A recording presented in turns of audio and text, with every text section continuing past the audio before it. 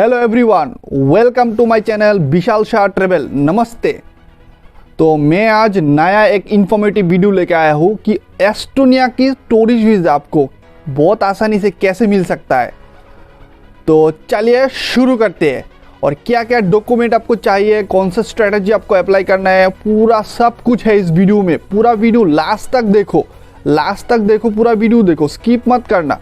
पूरा वीडियो देखो लास्ट तक, पूरा सब कुछ मिल जाएगा। पूरा इन्फॉर्मेशन, फुल कंप्लीट इन्फॉर्मेशन मिलेगा आपको। लास्ट तक देखो। लास्ट में मैंने बोनस टिप भी दिया है, उस बोनस टिप भी आपको मिल सकता है। पूरा वीडियो लास्ट तक देखो, प्लीज़ लास्ट तक देखना, स्किप मत करना। तो चलिए शुरू करते हैं। पहले से कौन सा वाला डॉक्यूमेंट चाहिए, तो शुरू करते हैं। फर्स्ट नंबर पे है पासपोर्ट 6 मंथ वैलिडिटी होना चाहिए और लास्ट 2 पेजेस ब्लैंक होना चाहिए, वाइट ब्लैंक होना चाहिए। दूसरे नंबर पे है फोटो मैट फिनिश होना चाहिए, 35 mm to 45 mm होना चाहिए, HD क्वालिटी होना चाहिए, वाइट बैकग्राउंड होना चाहिए और 80% फेस फोकस होना चाहिए। तीसरे नंबर पे है cover letter to the point होना चाहिए, बड़ा भी नहीं होना चाहिए, छोटा भी नहीं होना चाहिए, ज़्यादा छोटा भी नहीं, ज़्यादा बड़ा भी नहीं, और टू द पॉइंट होना चाहिए। और आपका प्रोफाइल को फुल्ली एक्सप्लेन होना चाहिए, आप क्या करते हो, आपका प्रोफाइल क्या है, सब कुछ एक्सप्लेन होना चाहिए। चौथी नंबर पे है आपका travel plan and travel itinerary. आपका ट्रैवल आइटिनरी फुल्ली एक्सप्लेन होना चाहिए। डे वाइज प्लान, आप क्या करोगे, कौन सी टूरिस्ट अट्रैक्शन पे विजिट करोगे, क्या कहाँ घूमोगे, क्या करोगे, सब कुछ फुल्ली एक्सप्लेन होना चाहिए। और 5वीं नंबर पे है ट्रैवल इंश्योरेंस आपका फुल्ली जितने दिन रहोगे उससे एक दिन ज़्यादा कवरेज होना चाहिए और 30,000 यूरो मेडिकल कवरेज होना चाहिए, मैंडेटरी है। और ये आपको पॉलिसी वजह से आसानी से मिल जाएगा। 6 नंबर पे है एकोमोडेशन। आप होटल भी ले सकते हो, हॉस्टल भी ले सकते हो, ऑलरेडी पेड भी ले सकते हो, डमी बुकिंग भी लगा सकते हो। डमी बुकिंग मीन्स लाइक आपको फ्री बुकिंग मिल जाएगा, वहाँ पर रीच होने के बाद, होटल और हॉस्टल में रीच होने के बाद आपको पे करना पड़ेगा। बहुत आसानी से hostel.com, booking.com से मिल जाएगा। 7 नंबर पे है फ्लाइट। आप ऑलरेडी पेड बुकिंग भी ले सकते हो और डमी टिकट भी लगा सकते हो, ये आपके ऊपर डिपेंड करता है। मेरा सजेशन यही रहेगा कि as you are applying for visa, so dummy ticket लगा दो। वीज़ा आने के बाद आप नया एक टिकट बुक कर लेना, पेड बुकिंग कर लेना।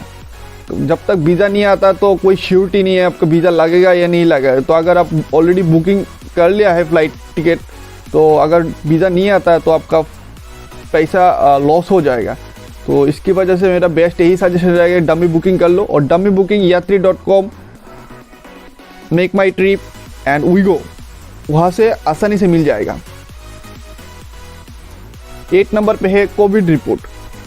RT-PCR टेस्ट 72 आवर्स बिफोर कर लेना, जिसका वैलिडिटी 72 आवर्स होना ही चाहिए। और रैपिड टेस्ट अगर चाहिए देख लेना, रैपिड टेस्ट अगर चाहिए तो कर लेना, नहीं तो ठीक है, it's okay. And double vaccine होना ही चाहिए, कोविड वैक्सीन डबल डोसेस होना ही चाहिए, ऐसे मैंडेटरी है। 9 नंबर पे है अगर आप एम्प्लॉयड हो तो आपका salary slip 3 to 6 month, bank statement 3 to 6 month with seal and signature from bank must होना चाहिए। अगर आप टैक्स पे करते हो या टैक्स की कैटेगरी में आते हो तो आपको इनकम टैक्स रिटर्न 2 से 3 साल का होना ही चाहिए। अगर आप टैक्स में कैटेगरी में नहीं आते तो फ्रॉम 16 आपके पास मस्ट होना चाहिए, 2 या 3 साल का या 1 साल की भी चल जाएगा कभी कभी। बट मैं यही बताऊंगा कि आप 2 साल का या 3 साल का ट्राई करें।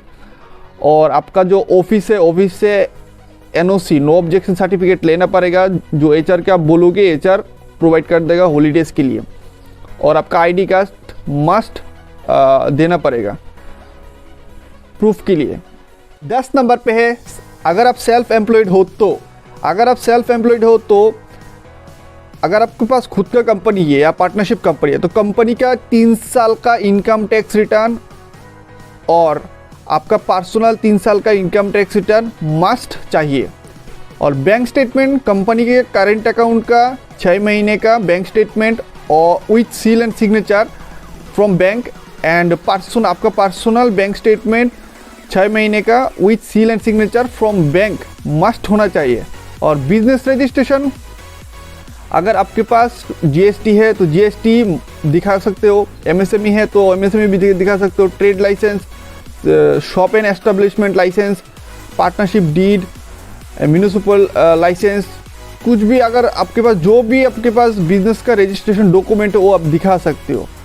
और अगर आपका प्रोप्राइटरशिप बिजनेस है तो आपका खुद का पर्सनल जो इनकम टैक्स रिटर्न है उसका 3 साल का दिखा सकते हो जाएगा। और बैंक स्टेटमेंट आप करेंट अकाउंट का 6 महीना भी दिखा सकते हो और आपका पर्सनल का 6 महीना की भी दिखा सकते हो।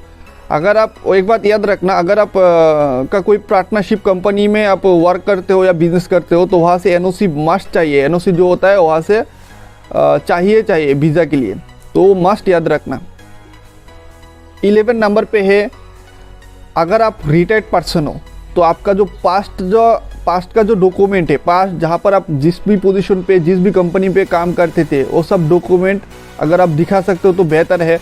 और बैंक स्टेटमेंट में आपका 6 महीने का बैंक स्टेटमेंट मस्ट चाहिए। और अगर आपके पास कोई एसेट है, ऐसा कुछ है कि any proof that any immovable asset है आपके पास, तो आप दिखा सकते हो। ये प्रूफ हो जाता है कि आप घूम के वापस इंडिया पे आओगे, बैक करोगे इंडिया पे। और 12 नंबर पे है, अगर आप फार्मर हो तो आपका जो प्रॉपर्टी का जो डॉक्यूमेंट है, आपका जो एग्रीकल्चर का फार्मिंग का जो डॉक्यूमेंट है वो आप दिखाइए। बैंक स्टेटमेंट 6 महीने का दिखाइए, जो भी पैसा आपको प्रॉफिट होता है वो सब दिखाइए आप। और आप जे फॉर्म मस्ट दिखाइए, वो चाहिए मस्ट चाहिए जे फॉर्म। और 13 नंबर पे है आपका बोनस टिप। एक्स्ट्रा डॉक्यूमेंट क्या क्या लगा सकते हो वीज़ा के लिए। वीज़ा अगर ये सब डॉक्यूमेंट लगा दोगे तो वीज़ा का थोड़ा प्लस पॉइंट हो जाएगा, वीज़ा मिलने में थोड़ा प्लस पॉइंट हो जाएगा। इसमें एक है कि सीए रिपोर्ट लगा सकते हो, सीए नेट वर्थ रिपोर्ट लगा सकते हो, वैल्यूएशन रिपोर्ट लगा सकते हो, एसेट का वैल्यूएशन रिपोर्ट लगा सकते हो। और म्यूचुअल फंड में कोई इन्वेस्टमेंट है, स्टॉक में कोई इन्वेस्टमेंट वो भी लगा सकते हो, एफडी में कोई इन्वेस्टमेंट है, आरडी में या एलआई में कोई इन्वेस्टमेंट, लाइफ इंश्योरेंस में कोई इन्वेस्टमेंट है वो भी लगा सकते हो। और अगर आप मैरिड हो तो मैरिज सर्टिफिकेट मस्ट लगाना, क्योंकि मैरिज सर्टिफिकेट लगाने से आपका प्रोफाइल ज़्यादा स्ट्रॉन्ग हो जाता है। एम्बेसी यही सोचता है कि जो लोग वहाँ पर जाएगा तो वापस ज़रूर आएगा, क्योंकि उसका वाइफ यहाँ पर है, मस्ट आएगा। तो एक बहुत बढ़िया प्रूफ है। अगर मैरिज सर्टिफिकेट आपके पास है तो मस्ट लगा देना, बहुत बढ़िया रहेगा। 14 नंबर पे है अपॉइंटमेंट। अपॉइंटमेंट आप कैसे ले सकते हो?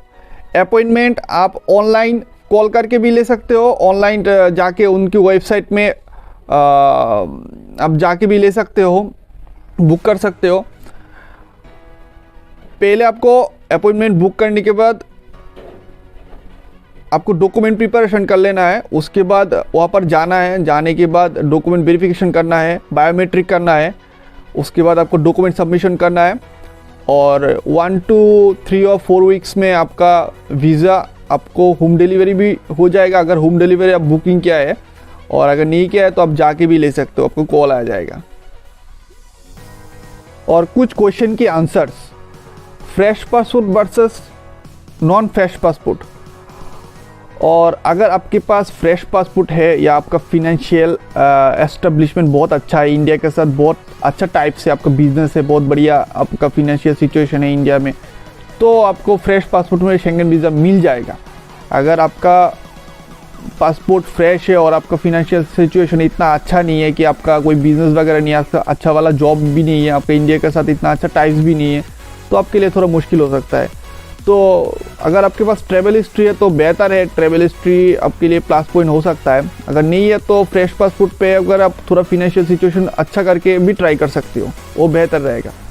और सेकंड पे आते हैं कि बैंक स्टेटमेंट। और बैंक बैलेंस कितना होना चाहिए। बैंक स्टेटमेंट देखो, बैंक स्टेटमेंट जो है ना, बैंक स्टेटमेंट सीक्वेंसली होना चाहिए, सीक्वेंसली ट्रांजैक्शन होना चाहिए, रेगुलरली ट्रांजैक्शन होना चाहिए, रेगुलरली सीक्वेंसली ट्रांजैक्शन होना चाहिए। ऐसा नहीं कि कोई सडनली 2 लाख सडनली किसी ने डाल दिया पर और 2 दिन बाद 3 लाख डाल दिया, ऐसे नहीं हो सकता। ऐसे होगा तो एमबीसी को डाउट हो जाए कि आप जाने वाले हो, नहीं आने वाले नहीं हो। तो बैंक बैलेंस आपका सीक्वेंसली होना चाहिए। और वीज़ा कितना टाइम लग सकता है वीज़ा आने में? वीज़ा देखो डिपेंड करता है एमबीसी के ऊपर, कभी कभी 1 वीक में हो जाता है, कभी कभी 2 दिन में भी वीज़ा आ जाता है, कभी कभी 3 वीक्स या 4 वीक्स भी लग सकता है। ये डिपेंड करता है एमबीसी के ऊपर। तो एमबीसी का इंटेंशन अगर क्लियर है कि एमबीसी को, अगर तुम्हारा इंटेंशन अगर क्लियर है कि एमबीसी को समझा दिया कि कन्विंस कर ले कि मैं जाने वाला हूँ, घूम के वापस आने वाला हूँ, तो ज़्यादा टाइम नहीं लगेगा। अगर थोड़ा भी डाउट होता है तो अगर वो इंटरव्यू भी ले सकते हैं, कॉल भी कर सकते हैं, और डिपेंड करता है एमबीसी के ऊपर, जो वीज़ा देने वाला है उसके ऊपर। तो मेरे हिसाब से तो 1 वीक टू 3 वीक्स में आ जाता है, नॉर्मली आ जाता है। तो देखते हैं। तो मैं लास्ट में यही बताना चाहता हूँ कि अगर आपको वीडियो बहुत ज़्यादा इन्फॉर्मेटिव लगा तो प्लीज़ प्लीज़ प्लीज़ जितना हो सके, जितने लोगों को तक आप शेयर कर सकते हो करो। प्लीज़ लोगों को हेल्प करो इन्फॉर्मेशन के थ्रू। और प्लीज़ सब्सक्राइब कर देना और बेल आइकन हिट कर देना, क्योंकि मेरा जो नेक्स्ट जो यूरोप की वीडियोस आने वाला है वो बहुत धमाकेदार वीडियोस आने वाला है, तो उसका नोटिफिकेशन तुरंत आपको मिल जाएगा। और एक लाइक तो बनता है यार भाई, मैं इतना एफर्ट दे रहा हूँ तो एक लाइक तो बनता है ना, एक लाइक कर देना। और कमेंट में बताना कि मेरा वीडियो कितना अच्छा लगा और नेक्स्ट कौन सा वाला कंटेंट लेके मैं आऊँ। और यहाँ पर देख सकते हो आप मेरा इंस्टाग्राम का जो फ्लैश आईडी जो है ना, वो फ्लैश हो रहा है यहाँ पर। तो इंस्टाग्राम पे जाके मुझे डीएम कर सकते हो। और अगर आपकी कोई क्वेरीज है, कोई भी क्वेश्चन है, आपको कोई भी आंसर चाहिए, तो आप मुझसे बात कर सकते हो इंस्टाग्राम में जाके। तो चलिए नेक्स्ट वीडियो में मिलते हैं, and thank you so much.